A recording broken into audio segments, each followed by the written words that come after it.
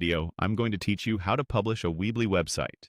If you've built your site and you're ready to share it with the world, this walkthrough will take you from your dashboard to a live website in just a few clicks, with helpful tips along the way so you know exactly what to expect.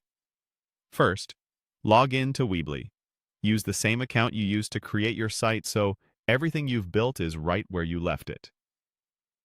A strong internet connection helps here, since the editor is visual and loads your content in real time. If you have multiple sites in your account, you'll see them listed after you sign in. Next, open your website in the editor. Select the site you want to publish, and the drag-and-drop builder will load. Take a quick moment to glance over your pages, headings, and links. Weebly often autosaves, but publishing is what makes your latest changes visible to everyone.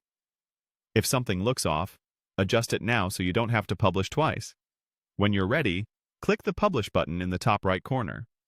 This is your Go Live switch. If your site has been published before, this pushes your new updates to the public version.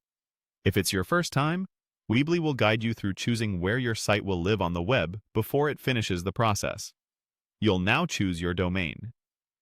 You can pick a free Weebly subdomain, which is quick and great for testing or personal projects, or you can use a custom domain that matches your brand.